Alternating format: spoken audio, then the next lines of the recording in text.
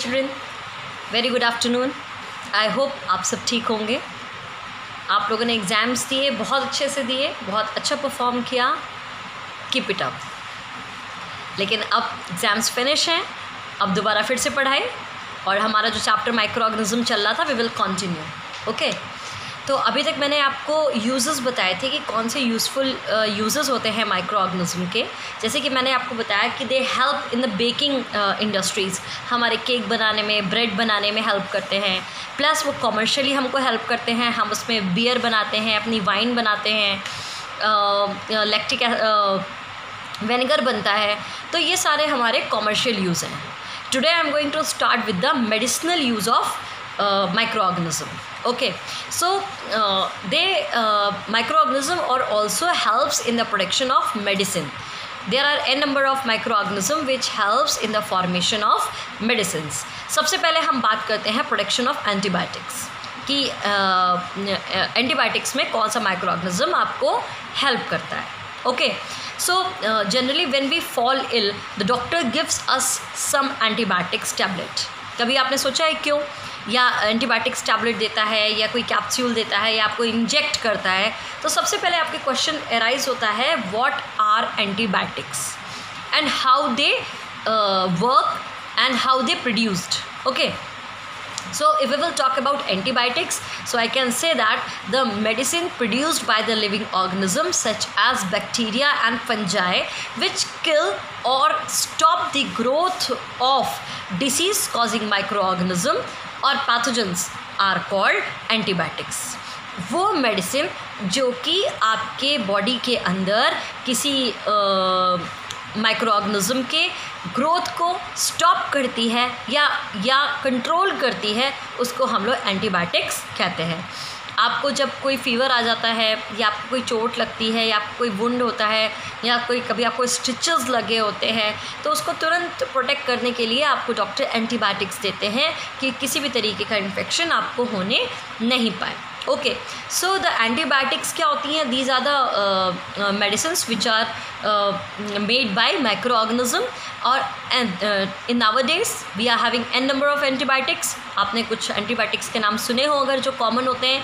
They are streptomycin, tetracycline, aureomycin and Chloromycetin.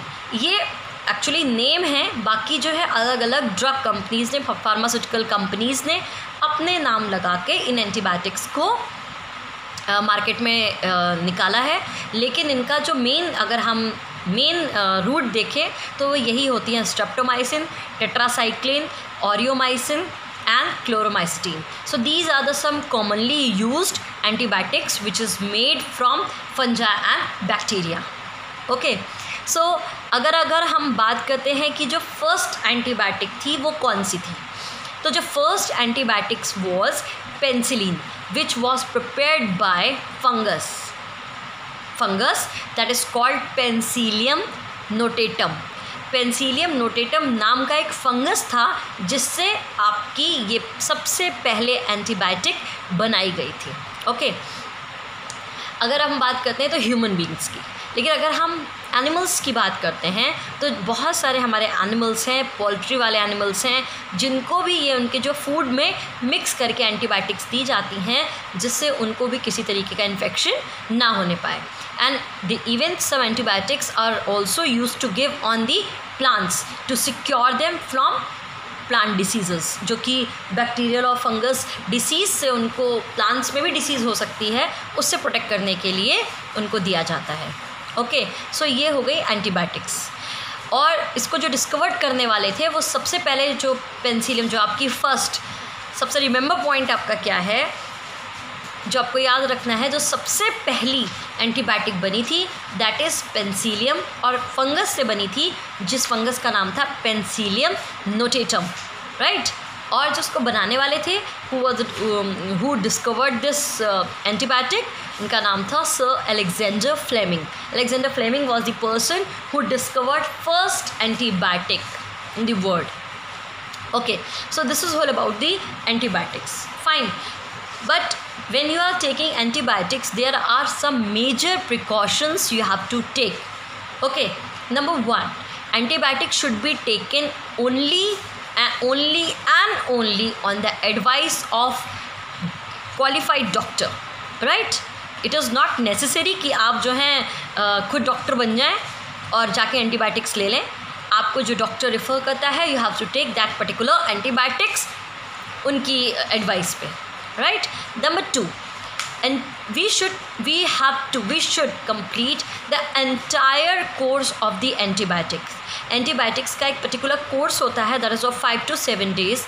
वो हमको पूरा का पूरा कंप्लीट करना होता है. अदरवाइज़ एंटीबायोटिक्स आपकी बॉडी में जो वर्क कर रही होती हैं, वो वर्क उसका आधा रह जाता है और दोबारा आपको इन्फेक्शन दोबारा से आ सकता है आपकी बॉडी में.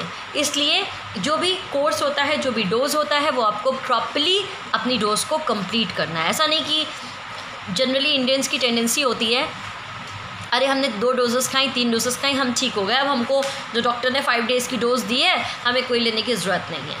नहीं, if doctor gives you 5 days course, then this is your responsibility कि आप उसको पूरा 5 days का कोर्स लें और अपनी बॉडी को उस पर्टिकुलर इन्फेक्शन से कम्प्लीटली क्लियर कर लें. ओके, ये नंबर 2 हो गया. And number 3, it is we should not take antibiotics when it is not needed. Generally हमको एंटीबायोटिक्स यूज़ हो, क्वालिफाइड डॉक्टर्स ने लिखी हो, हमारी बॉडी को नीड हो, तभी लेनी चाहिए. कभी भी हमको रॉन्ग डोज नहीं लेनी चाहिए. यानी कि 2 टैबलेट एक साथ खा ली, सुबह की डोज़ नहीं ले पाए हैं तो हम रात में भी सुबह के साथ खा लेते हैं. ऐसा नहीं होना चाहिए, क्योंकि उसका एडवर्स इफेक्ट हमारी बॉडी में पड़ता है. आपको एलर्जी हो सकती है, किसी चीज़ से प्रॉब्लम हो सकती है. तो ये सारी चीज़ें we have to take care of it. और नंबर 4 पॉइंट, अननेसेसरी की एंटीबायोटिक्स भी आपको नहीं लेनी है, जिससे क्या कर होता है, आपके बॉडी में जो गुड बैक्टीरिया होते हैं वो भी मर जाते हैं, और जो आपका रेगुलर प्रोसेस चल रहा होता है बॉडी का, अंदर जो फंक्शन चल रहा होता है, वो प्रॉपरली वर्क नहीं करने पाता. So these are some major precautions you have to take when you are taking antibiotics. Okay, so I just want to recap of this whole once again. The medicinal use of microorganism that helps in the production of antibiotics. Antibiotics, you know that the medicine produced by a living organism such as bacteria and fungi, which kill or stop the growth of disease causing microorganism present in our body. These are called antibiotics, and the first antibiotics were discovered by Sir Alexander Fleming, and the name of that antibiotic was penicillium. और ये fungus से बनाई गई थी. उस fungus का नाम है penicillium notatum. That is clear to you. और जो एंटीबायोटिक्स होती हैं वो ह्यूमन बीइंग के साथ साथ एनिमल्स को, पोल्ट्री वाले एनिमल्स को, आपके लाइव स्टॉक को. लाइव स्टॉक जानते हैं? लाइव स्टॉक्स वो एनिमल्स होते हैं जो कि मिल्क प्रोडक्शन करते हैं, मिल्क को प्रोड्यूस करते हैं, मिल्क प्रोडक्शन में हेल्प करते हैं.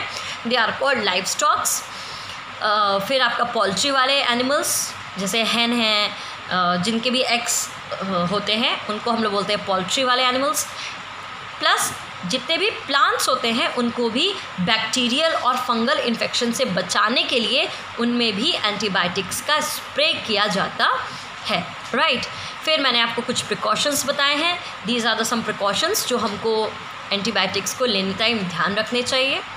ओके, मैंने इससे रिलेटेड कुछ क्वेश्चन दिए हैं. Complete that question. आगे का कंटिन्यू हम लोग नेक्स्ट वीडियो में करेंगे. तब तक आप अपना ध्यान रखिएगा, पढ़ाई करिएगा अच्छे से. एग्ज़ाम हो गए हैं, इसका मतलब ये नहीं कि आप लोग फ्री हो गए हैं. फिर से हम लोग दोबारा स्टडीज़ की उसमें आ रहे हैं. ठीक है, ओके, तब तक ध्यान रखिएगा. बाय.